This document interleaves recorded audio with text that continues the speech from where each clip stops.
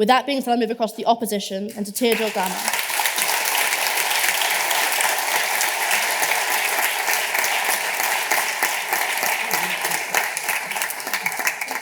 Teodor is a third-year undergraduate student reading HSPS at St. John's College. He won the right to speak through open audition.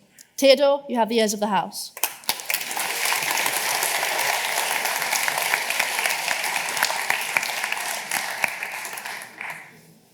Madam President, there's a protest outside this House.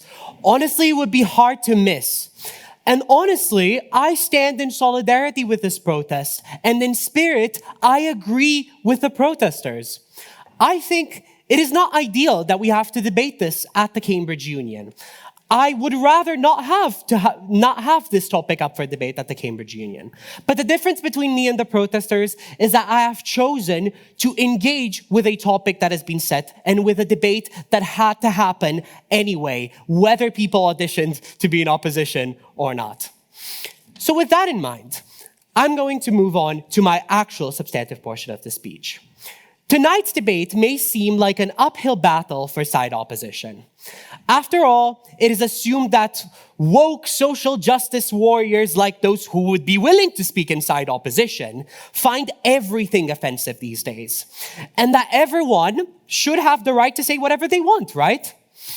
In fact, the first thing that I want to persuade you of tonight is that in choosing to defend the motion, side proposition has bit off more than it can chew. And that is for two main reasons. First, because side opposition is the side of nuance when it comes to dealing with offensive speech. And secondly, because the right to offend cannot simply refer to a legal prohibition on state censorship. And I'm going to explain both of them to you in turn. First, why we are the side that offers nuance when dealing with offense.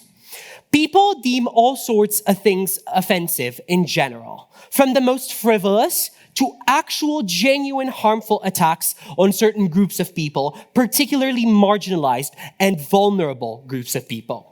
The trouble is that side proposition has to sort of stand by all of them, at least the vast majority of them. Because when you declare something to be a right, there isn't that much room for nuance.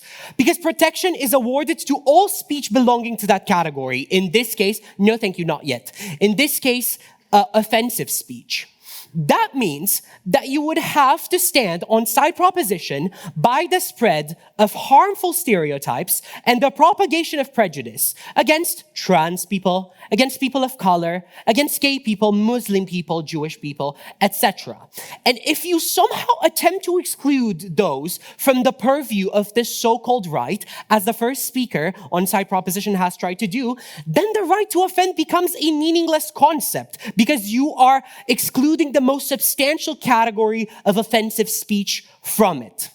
We on our side of the House, on the other hand, have the ability to deal with offensive speech in a nuanced manner. For instance, Salman Rushdie's satanic verses, are they considered offensive by many people? Yes.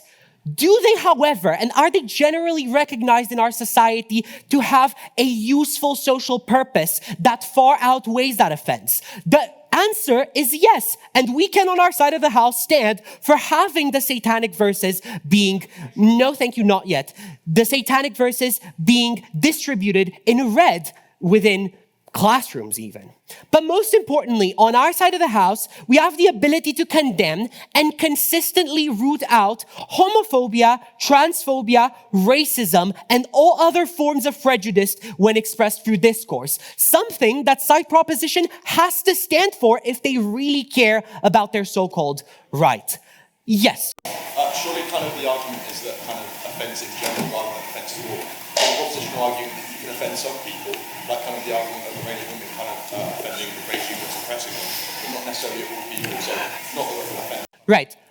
Right, fair. First of all, we are not talking about Iran here because we can't have a debate about whether there are any rights to offend in Iran or not, because that is not a state that has a free civil society that can discuss about this. We're talking about Western countries. We're talking about countries like this one where we can have this debate and where rights are actually actionable. That's first of all. No, thank you. That's first of all. Second of all, On side proposition, if you care about a right to offend, that has to cover all forms of offense. Whereas on our side of the house, we can say, we think that generally in some circumstances, some forms of offense might have more beneficial effects because they serve some form of social purpose, whereas other forms of offense don't, right? No, thank you, not yet.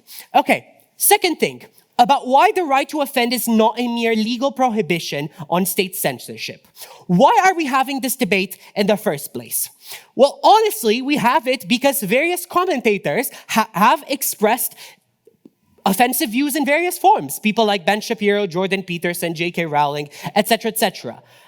And what they've done is that they've not complained about not being legally allowed to say the things that they've done. They've complained about the specter of the woke mob that will cancel them, that will deplatform them, that will destroy their lives. So what they're really talking about is backlash and social sanctions, right? It's easy to sometimes dismiss these people as not understanding what free expression means in a free society.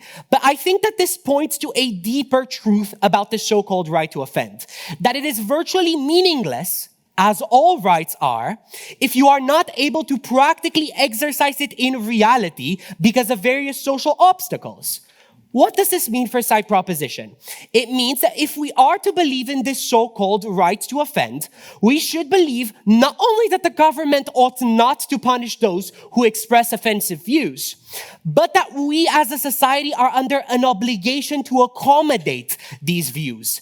That these views should be expressed in a variety of fora without intervention, without censorship, without efforts to deplatform such speakers, and that it is illegitimate to restrict the proliferation of such views through any social means we have available, protest or otherwise. It means, no thank you. It means that side proposition has to ask us to give a fair hearing to racism, anti-Semitism, Islamophobia, transphobia, homophobia. They have to do that if their right to offend has to mean anything and has to actually be a right that you can exercise in society and not just something that exists on a random piece of paper. I think this is a tough job for side proposition, honestly. And I think it is such a tough job that I doubt that they can do it persuasively. Right, why do I believe that? Because I believe that rendering certain reactions to offensive speech illegitimate and telling people that offensive and demeaning views are entitled to consideration is ultimately an infringement of individuals' autonomy. It is an infringement of their ability to freely choose what they want to hear, how they respond to the things that they hear in the free marketplace of ideas based on their views, their wishes, their desires, and their values. There are situations when we do infringe upon this autonomy of people. For instance, we mandate that politicians of all persuasions receive adequate airtime during election season. But that is because we recognize that sometimes these forms of infringements upon individuals' autonomy to listen to whatever they want and respond however they want serve a social purpose. And what I want to do now is I want to persuade you that offensive views have an overwhelming tendency to generate weightier social harms than to promote social goods.